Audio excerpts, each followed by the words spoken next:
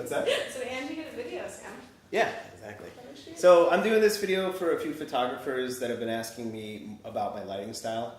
I shoot diegetic lighting.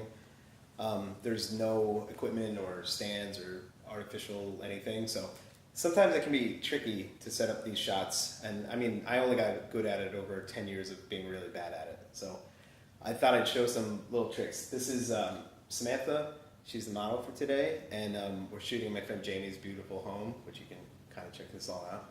But this is there's nice big windows in like all the corners, but it is still pretty dark in here. You can you can mess with your ISO and your really those are the three tools I use: ISO, aperture, and shutter speed, and that's it. I mean, you should be able to make almost any picture in any lighting circumstance with just those tools.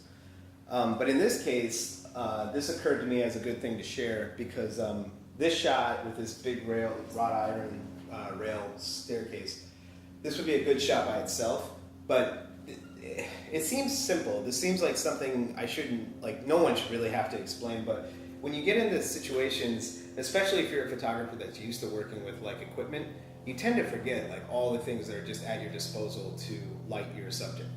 And like, it occurred to me, this door is right here. And if you could come over here and kind of stand right in front of Samantha, you'll see the difference this is going to make. Maybe back up on this side, right here.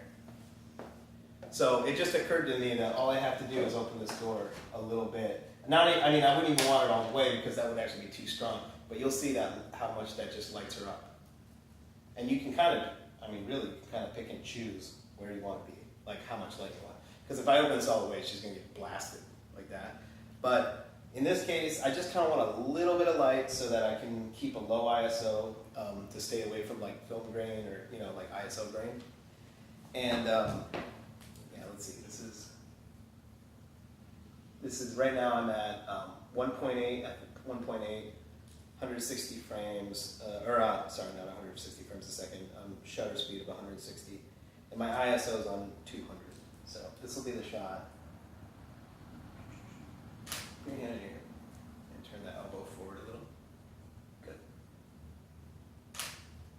Yeah. Now I'm looking at that, and that's still a little bit dark. So I could, obviously I could change my shutter speed. My aperture is pretty much as low as it's going to go. So, and I really don't want to mess with the ISO because I don't want any additional grain. So in this case, this is all I'm going to do is just open this door a little more. And now this is the exact same exposure and shutter speed and ISO, and that's perfect. And again, I know that seems basic, like that just seems like common knowledge, but this is something I think I've taken for granted after like 17 years of shooting available diegetic light. It's just that this is just something I do, but if you're a photographer that's used to like strobes and artificial flashes, it might, you might forget that you can do things like this.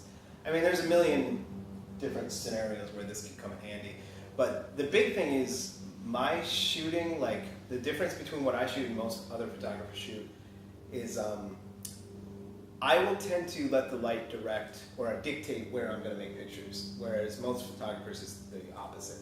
They kind of determine where they want to be and then they set the light up and everything, they shoot there. I don't work like that at all. In fact, I should have probably been recording earlier because I stacked up like half of those chairs in the back corner of this room. And we did some really cool, interesting, unique shots there. She was like stuck in the middle of a fort full of chairs.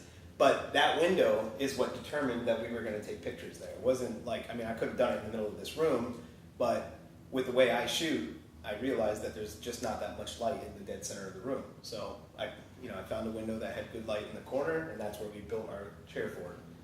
So yeah, I don't know. I guess that's just one example, and I still have 6 days left on this trip, so I'll probably do another one of these videos. But I just wanted to share that little simple trick.